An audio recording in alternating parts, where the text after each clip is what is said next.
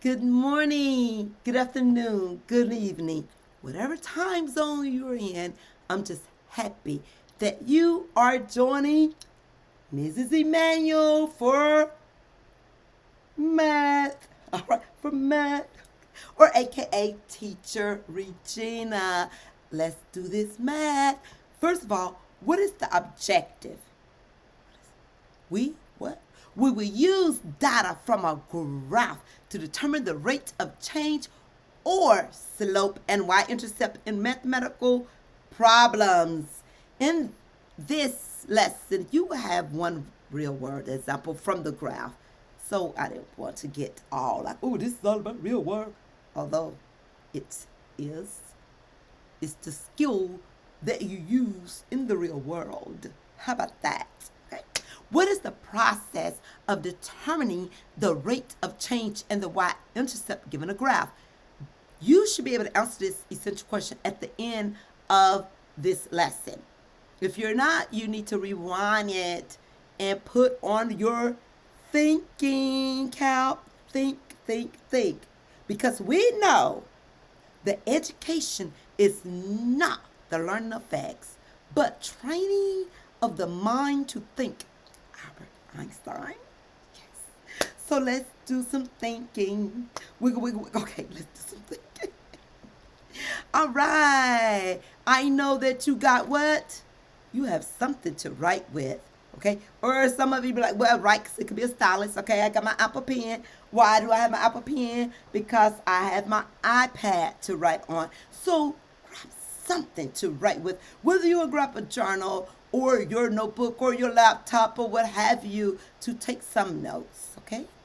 Let's go. Here we have y equals mx plus b. M is our slope. I need you to know that. So the small lowercase m is the slope. What is the slope? It is our rise over our run. Remember, rise over the run, that's our slope.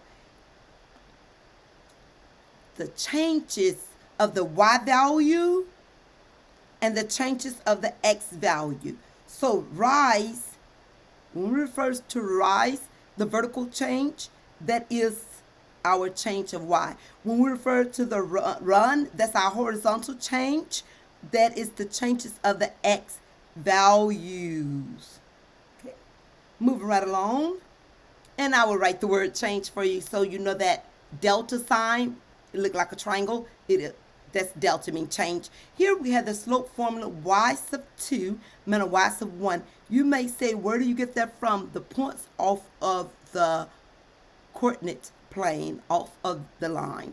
So we will have like x of 1, comma, y sub 1, comma, and we have at least 2 points to find the slope. Then we'll have x of 2, comma, y sub 2. Those are our 2 points that we will have, or you could choose. The points doesn't matter as long as it's on the line that you're looking for the slope or the rate of change. Okay.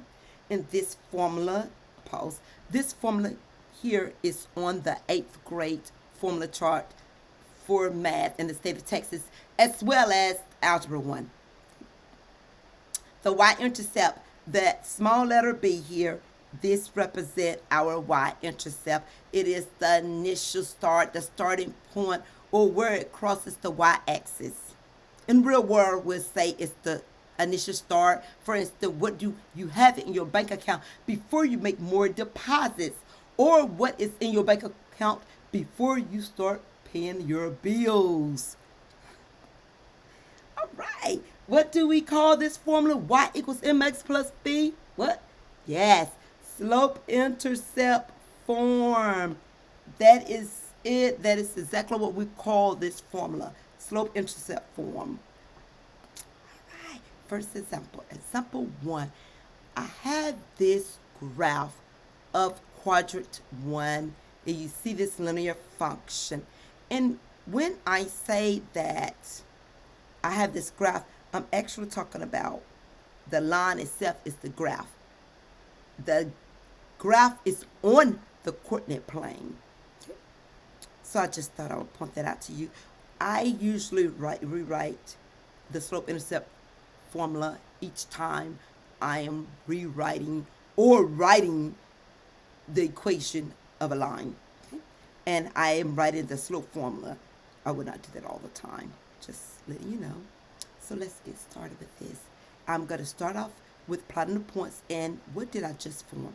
What do we call this shape here? Right triangle. Yes, we're using a right triangle to help us to determine the slope of this line. And I do want you to pay attention to the scale of the x values, meaning how is it counting? You notice it's 10, 20, 30. And notice on the y, it's kind of 10, 20, 30. It's kind of by 10. So make note of the counting, the scale of the x-axis and the y-axis. All right, let's remove this. Here, let's continue. Okay, so right here we have the rise.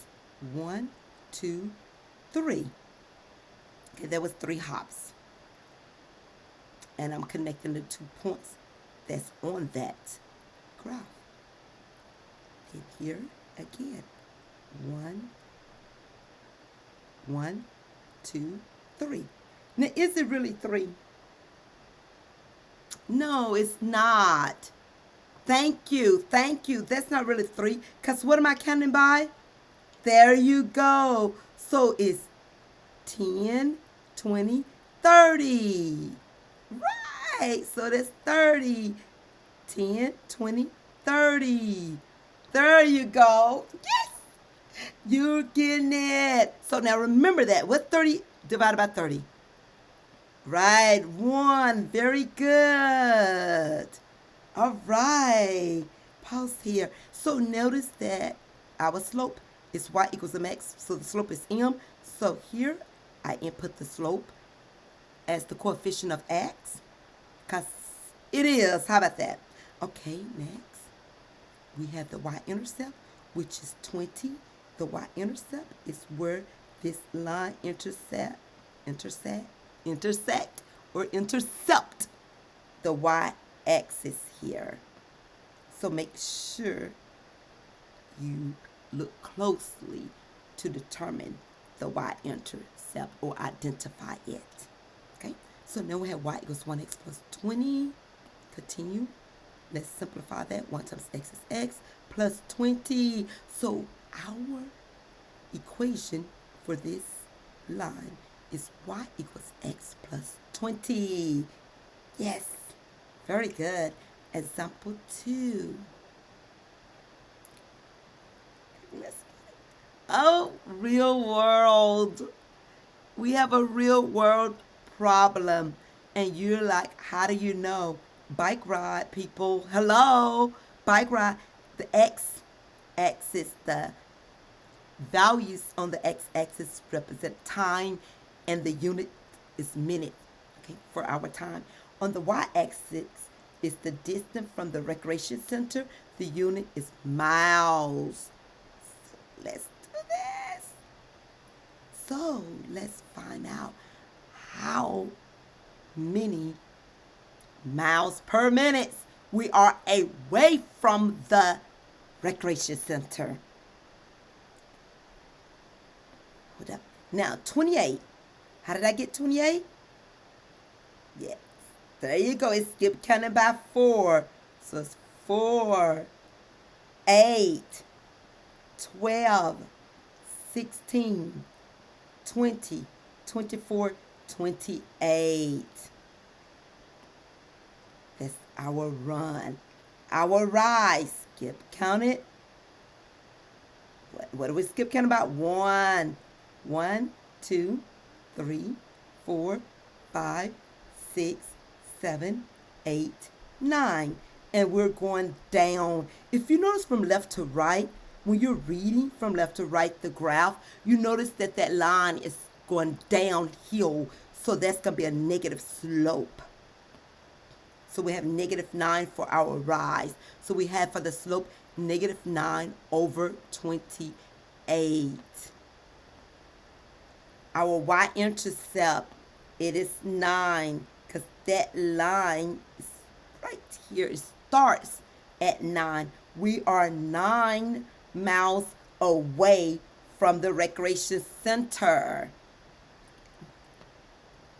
So let's get it. So the slope is negative 928. And our y-intercept is 9.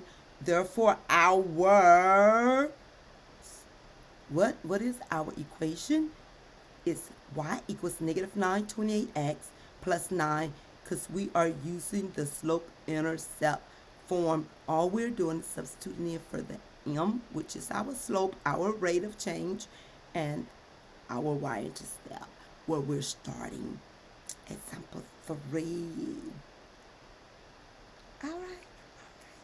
Hey, let's go. Write that slope-intercept form. Y equals mx plus b. And m is, we got the dot. We got our right triangle. We are counting. How did I get 70 for the run? What am I counting by? I'm listening. Am I counting by 1, 2, 4, 10? You got it, 10.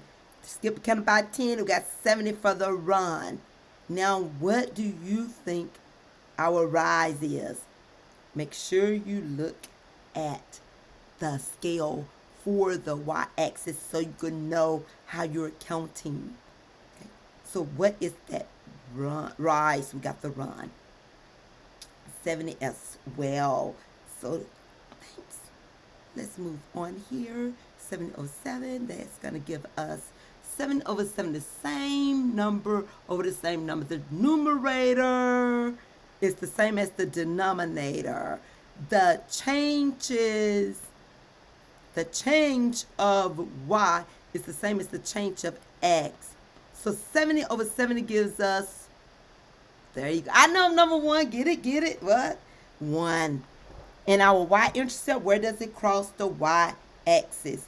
Where does it intercept the y-axis?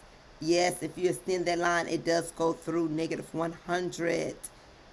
So now it's time to substitute our slope and our y-intercept into the slope-intercept form so that we can have our equation of that line. Substituting in. Substituting negative 100 for our y-intercept. We substitute in 1 for the slope. We have here y equals 1x plus negative 100. Let's simplify, clean this up. We have 1 times x is x, plus the negative is subtract and 100. So our equation is y equals x minus 100. All right, people, that's it. Could you answer the essential question? What is the process to writing a linear equation given a graph? Can you tell me the process?